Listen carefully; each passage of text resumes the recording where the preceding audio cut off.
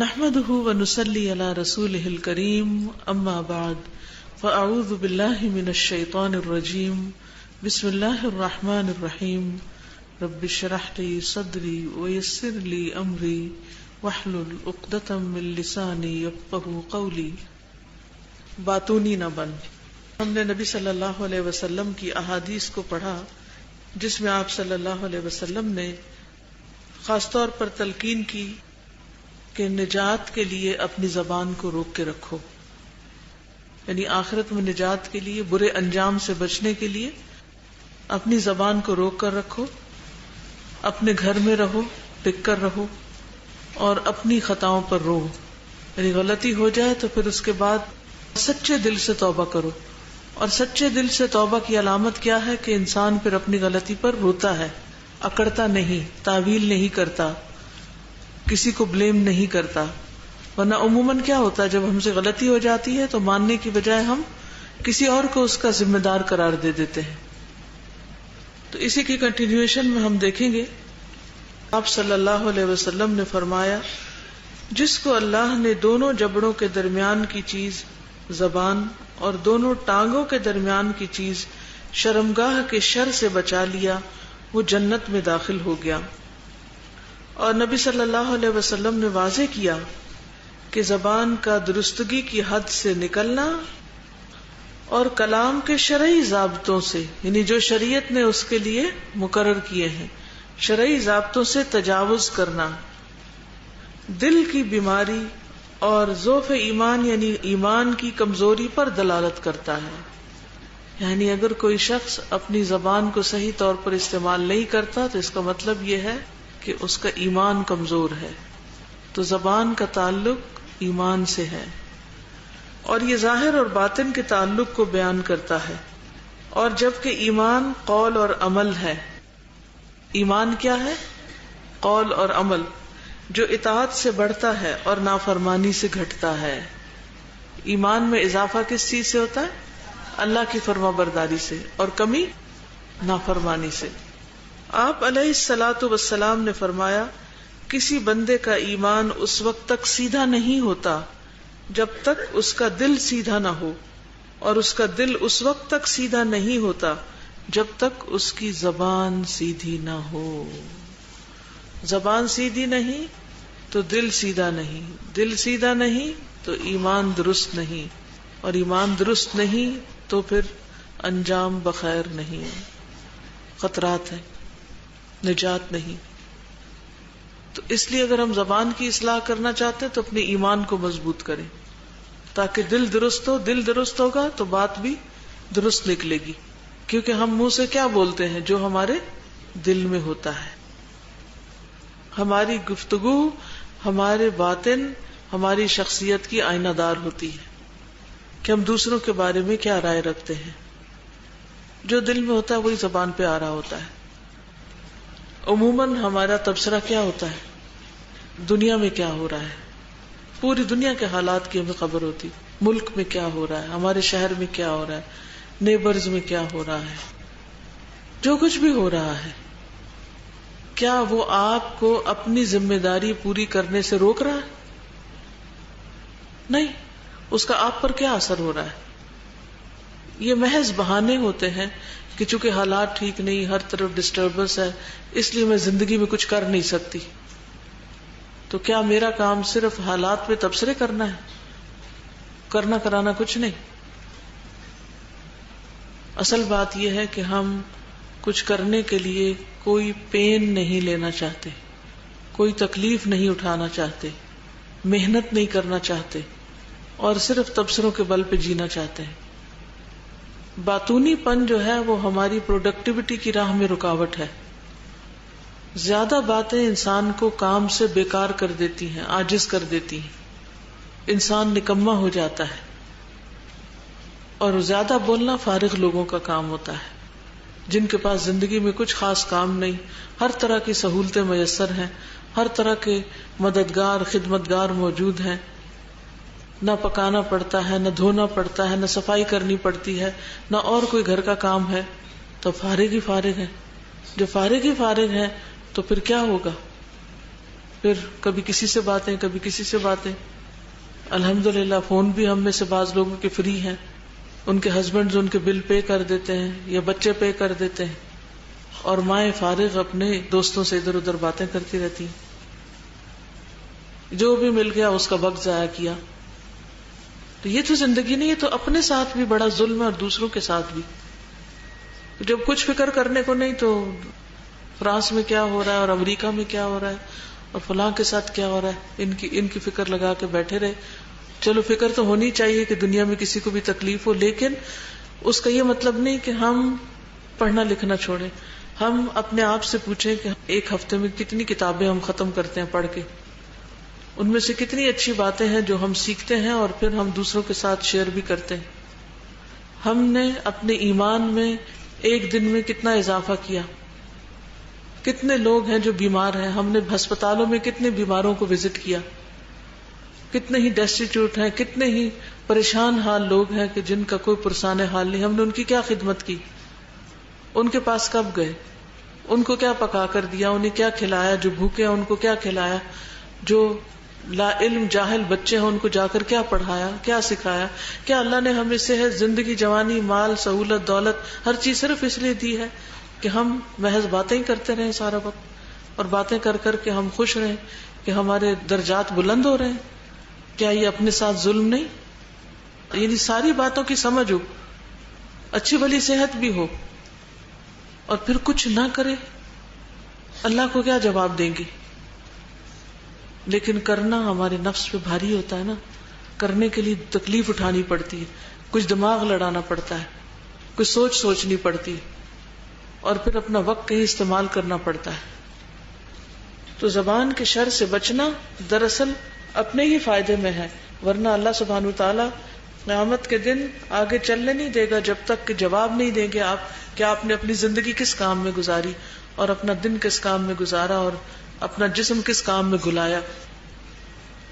اور پھر اس سے نقصان کیا ہوتا ہے؟ نقصان یہ ہوتا ہے کہ جن لوگوں کے بیچ میں ہم رہتے ہیں ان کے لیے بھی وبال بن جاتے ہیں، ان کے لیے بھی بوجھ بن جاتے ہیں، کیونکہ ہم ان کے کاموں میں مداخلت شروع کر دیتے ہیں، ان کو مفت کے مشورے دینے شروع کر دیتے ہیں. عموماً گھروں میں ساس بہو کی لڑائیاں کیوں ہوتی ہیں؟ کیونکہ ساس فارغ ہے، کام کوئی بھی نہیں، ریٹائرمنٹ کی زندگی بسر کر رہی ہے، اپنے بچے بڑے ہو چکے ہیں، کوئی ذمہ داری نہیں، ذمہ داریاں بہو نے لے لی ہیں. اب جب فارغ ہوگا ذہن تو کیا نظر آئے گا؟ بہو کی نیگیٹو چیزیں نظر آئیں گی، اس کی منفی چیزیں نظر آئیں گی، تو بلا وجہ کچھ نہ کچھ تبصرہ چلتا رہے گا، کچھ نہ کچھ مشورہ چلتا رہے گا. اس سے پھر کیا ہوتا ہے؟ کوئی کتنے دن برداشت کر سکتا ہے؟ پھر ایک دن آتا ہے کہ دوسرا شخص پھٹ پڑتا ہے، پھر عزت احترام کے وہ شرعی قاعدے اور ضوابط شرعیہ یہ سارے ٹوٹ جاتے ہیں، بند. پھر بدتمیزی بھی ہوتی ہے، بد اخلاقی بھی ہوتی ہے، بعض اوقات غلط بیانی بھی ہوتی ہے، بڑوں کا عزت و احترام جاتا ہے، سب کچھ جاتا ہے. لیکن بظاہر دیکھنے میں قصور دوسرے فریق کا نظر آتا ہے، لیکن ہم بھول جاتے ہیں کہ ہم خود ہی وجہ ہیں، ہم وجہ ہیں.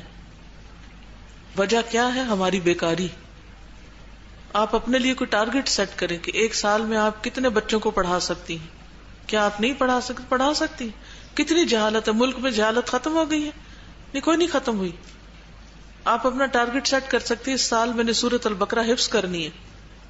آپ سارا دن ذرا حفظ کریں، پھر دیکھیں فرصت ملے گی کہ کسی اور کو آپ پوچھیں. نبی صلی اللہ علیہ وسلم نے سورۃ البقرہ کے بارے میں کیا فرمایا کہ اس کا پڑھنا باعث رحمت اور اس کا چھوڑنا باعث حسرت ہے. کتنے دن ہو گئے کہ ہم نے سورۃ البقرہ نہیں پڑھی. اس کا چھوڑنا باعث حسرت ہے، اور باطل پرست اس پر غالب نہیں آ سکتے. ہم سب پورے قرآن کو تو چھوڑیں، صرف سورۃ البقرہ کو ہی دیکھیں، ہم میں سے کتنے لوگوں کو اس کا کتنا حصہ یاد ہے، یا اس کو صحیح پڑھ ہی سکتے ہو. ہم نے کیا سوچ رکھا کہ ہم اللہ کو کیا جواب دیں گے؟ اس عمر کا، اس بیتی جوانی کا، اس مال کا، اس فراغت کا. دن میں ہزاروں میسج واٹس ایپ پر پڑھنے میں ہمیں کوئی مشکل نہیں، شیئرنگ میں کوئی مشکل نہیں، اوروں کو بھی شیئر کرتے رہتے ہیں. ہم خود کیا کرتے ہیں؟ اپنے لیے یہی ٹارگٹ رکھ لیں کہ میں نے سورۃ البقرہ یاد کرنی ہے، یہ سورۃ آل عمران حفظ کرنی ہے، تو زبان استعمال ہوتی جائے گی.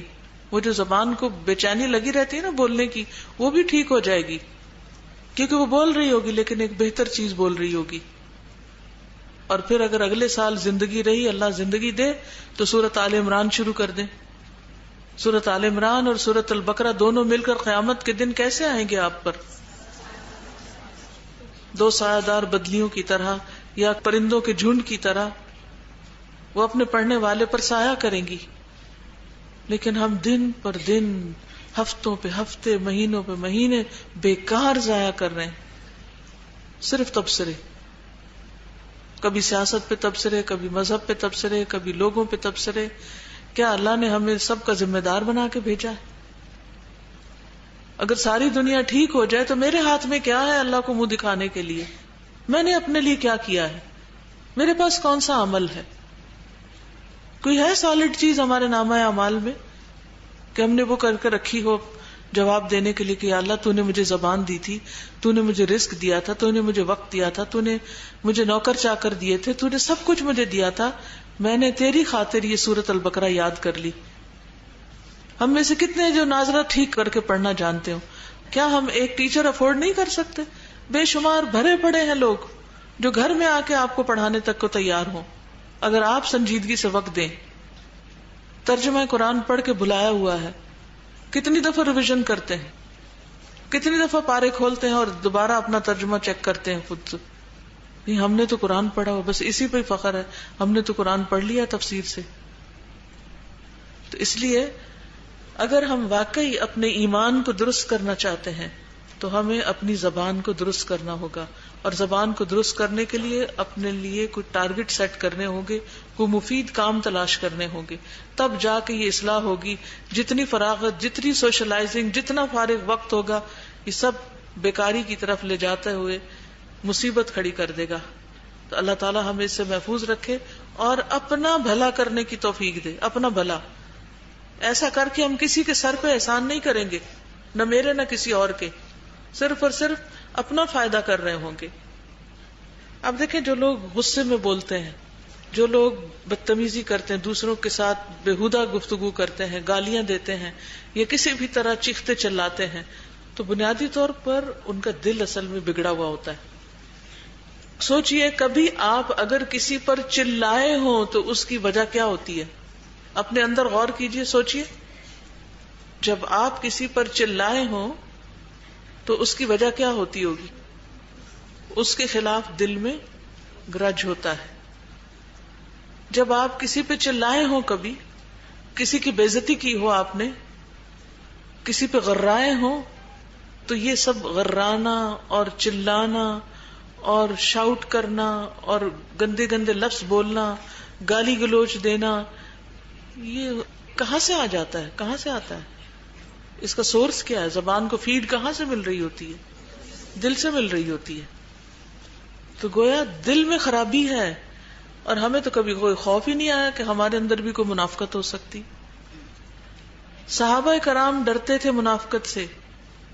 ابو بکر کہہ رہے ہیں، حنظلہ کہہ رہے ہیں، نافق حنظلہ، حنظلہ تو منافق ہو گیا. لیکن ہمیں اپنے دل کی خرابیوں پر کبھی بھی سوچنے کا اور اس بیماری کو کبھی بھی غور سے دیکھنے کا موقع نہیں ملا کہ یہاں بھی بیماری ہے. اور جب کوئی روکے یا منع کرے تو سارا قصور دوسرے میں نظر آتا ہے. بھئی دل تو آپ کا بیمار ہے، اس کا اصلاح کیجئے، نہ کہ صرف دوسرے پر الزام لگا دیں اور اپنے آپ کو بری ذمہ قرار دے دیں. تو یہ دل کی بیماری اور ایمان کی کمزوری کی علامت ہے. یہ ایمان ہے جو کمزور ہوتا ہے تو دل کے اندر منافقت بھر جاتی، بیماری آ جاتی. یعنی ایمان کے اندر اتنی پاور ہے کہ جب وہ دل میں آتا ہے تو دل میں منافقت باقی رہنے نہیں دیتا. فرمایا نبی صلی اللہ علیہ وسلم نے، جب تک زبان درست نہ ہو اس وقت تک دل درست نہیں، جب تک دل درست نہ ہو اس وقت تک ایمان درست نہیں. یعنی وہاں منافقت ہے. تو ہماری منافقت کہاں سے پتہ چلتی ہے؟ ہماری گفتگو سے. سمپٹمز ہوتی ہیں نا، بیماریوں کی علامتیں ہوتی ہیں. بعض اوقات بیماری پیٹ میں ہوتی ہے اور درد کہاں ہوتی ہے؟ سر میں. ٹھیک ہے نا. تو اگر کوئی صرف سر کی دوا کھاتا رہے تو اس کا علاج نہیں ہو سکتا. جب تک کہ پیٹ کا علاج نہ کرے. کل ہی کوئی مجھے بتا رہے تھے کہ کسی شخص کے سینے میں کچھ تکلیف تھی, نہیں سانس میں, تو جب وہ ڈاکٹر کے پاس گئے تو انہوں نے ان کو دانتوں کی درستگی کی دوا دی. ان کا کہ تکلیف تو سینے میں ہے اور دوا آپ یہاں دے رہے ہیں. تو انہوں نے کہا کہ آپ کے دانتوں سے خون رستا ہے جو اندر جا کے سینے پہ گرتا رہتا ہے. یعنی جب تک آپ کے دانت درست نہیں ہوں گے آپ کی آواز اور سینے کی کھڑکھڑاہٹ اور یہ تکلیف دور نہیں ہو سکتی. کتنی دور کی بات ہے نا, حکمت کی بات ہے. لیکن دانتوں سے رشتہ خون کسی کو نظر آتا ہے؟ نہیں آتا. اسی طرح منہ سے نکلی باتیں بھی کسی کو پتہ نہیں چلتی کہ وہ کتنی خطرناک ہے. اور یہ اصل میں تعفن ہے دل کے اندر کی سڑان کا. کیونکہ دل خوش ہو, دل میں کسی کے لیے محبت ہو, دل میں کسی کے لیے وسعت ہو, تو آپ دیکھیں گے کہ زبان سے سامنے بھی اور پیچھے بھی اچھی ہی بات نکلے گی. لیکن کسی کے بارے میں دل اچھا نہ ہو تو سامنے ہو سکتا مجبوری سے اچھی بات کر ہی لیں, لیکن پیچھے تو اس کی خوب خبر لیں گے. یہ بھی دل کی خرابی کی علامت ہے. تو یہ جو کانٹے ہیں نا غیبت چغلی کے, یہ اصل میں دل کی گندی دلدل کے اندر سے نکلے ہوئے ہیں. یہ وہ پودے ہیں, وہاں صفائی ہو جائے تو منہ بالکل صاف ہو جائے گا. تو حدیث کی روح سے وہ باتیں جو ایمان کمزور کر دیتی ہیں ان میں سے ایک گالی دینا ہے. گالی دینا, نبی صلی اللہ علیہ وسلم نے فرمایا مسلمان کو گالی دینا فسق ہے. یہ بھی دل کی خرابی کی علامت ہے نا. ایسے تھوڑی کوئی کسی کو گالی دے سکتا ہے جب تک وہ بیمار نہ ہو. کیا ایک مومن سچا انسان گالی دے سکتا ہے؟ اسے زیبا دیتا ہے؟ اس کا دل گوارا بھی کرتا ہے؟ وہ سوچ بھی سکتا ہے کہ وہ کسی کو گالی دے؟ سوچ ہی نہیں سکتا. مومن نہیں سوچ سکتا. تو مومن کو گالی دینا فسق ہے اور اس سے جنگ کرنا کفر ہے. اسی طرح قرآن میں جھگڑا کرنا کفر ہے. یہ بھی دل کا بیمار شخص ہی کر سکتا ہے کہ قرآن کے بارے میں ایسی باتیں کرے جو نہیں کرنی چاہیے. پھر اسی طرح غیر اللہ کی قسم کھانا, یہ بھی شرک ہے.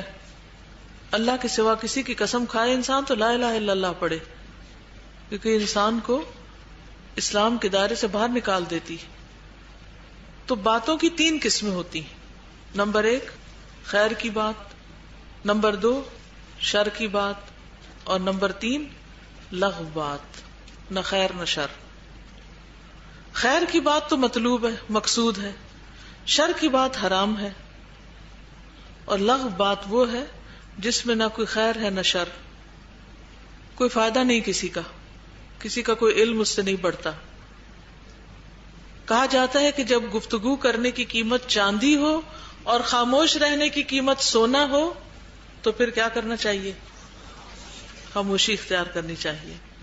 اور کتنی ہی باتیں ایسی ہیں جو کرنے والے کو بہت بڑی مصیبت میں ڈال دیتی, دنیا میں بھی اور آخرت میں بھی. جب تک بات آپ کے ہاتھ میں رہے, نہیں آپ اسے نہ کریں, تو ایسے ہی ہے جیسے کوئی تیر ہے آپ کے ہاتھ میں اور آپ نے چھوڑا نہیں, اور جب تیر انسان چھوڑ دیتا تو کسی کو بھی جا کے لگ سکتا ہے. تو زبان بھی تیر سے کم کا کردار ادا نہیں کرتی. سبحانک اللہم و بحمدک اشہد ان لا الہ الا انت استغفرک و اتوب الیک. السلام علیکم و رحمۃ اللہ وبرکاتہ.